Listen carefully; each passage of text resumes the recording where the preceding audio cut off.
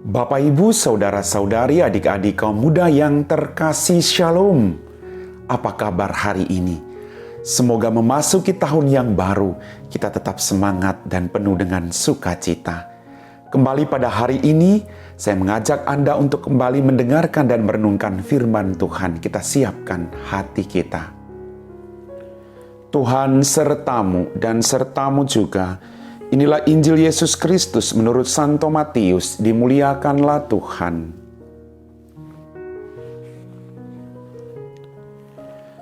Ketika mendengar bahwa Yohanes Pembaptis ditangkap, Yesus menyingkir ke Galilea. Ia meninggalkan Nazaret dan diam di Kapernaum. Di tepi danau di daerah Sebulon dan Naftali, supaya genaplah firman yang disampaikan oleh Nabi Yesaya. Tanah Sebulon dan tanah Naftali, jalan ke laut daerah seberang sungai Yordan, Galilea, wilayah bangsa lain.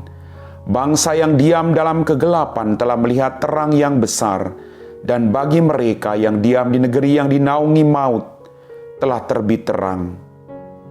Sejak waktu itu Yesus memberitakan, bertobatlah, sebab kerajaan surga sudah dekat. Yesus pun berkeliling di seluruh Galilea.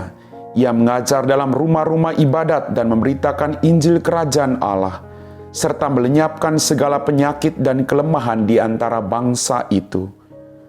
Maka tersiarlah berita tentang Dia di seluruh Syria, dan dibawalah kepadanya semua orang yang buruk keadaannya, yang menderita berbagai penyakit dan sengsara, yang kerasukan, yang sakit ayan dan lumpuh. Lalu Yesus menyembuhkan mereka. Maka orang banyak berbondong-bondong mengikuti Dia. Mereka datang dari Galilea dan dari Dekapolis, dari Yerusalem, dari Yudea, dan dari seberang Yordan. Demikianlah sabda Tuhan. Bapak, Ibu, Saudara-saudari, adik-adik kaum muda yang terkasih, seruan paling mendasar dari pewartaan Yesus adalah tentang pertobatan guna menyambut datangnya kerajaan Allah. Kita diajak untuk melakukan pertobatan. Tujuannya cuma satu, agar kita boleh menikmati kebahagiaan di surga.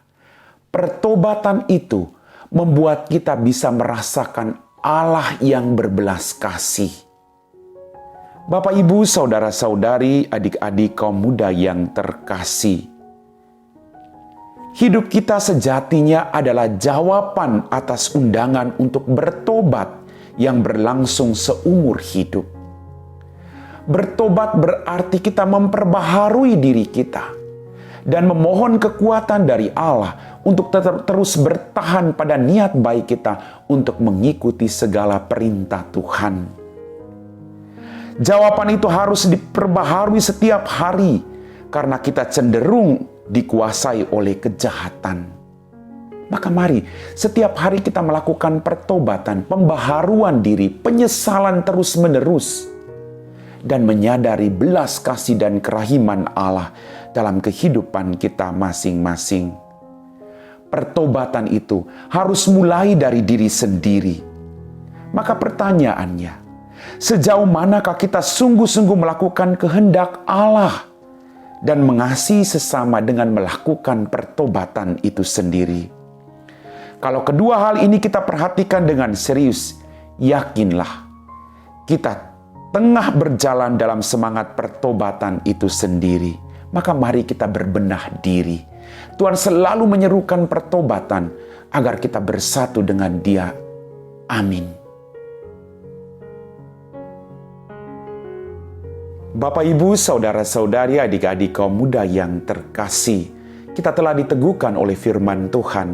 Maka mari kita siapkan hati kita untuk berdoa.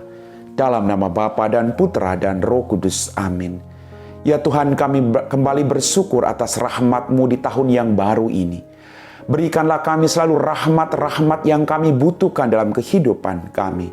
Terutama rahmat pertobatan. Agar dari hari ke hari hidup kami semakin menyerupai kehendak-Mu sendiri.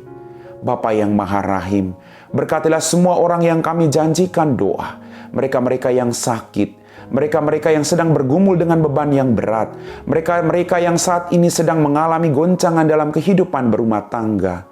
Semoga mereka semua boleh merasakan belas kasih-Mu. Berikanlah kami rahmat yang kami butuhkan. Kami puji Engkau Bapa kini dan sepanjang segala masa. Amin. Tuhan sertamu dan sertamu juga.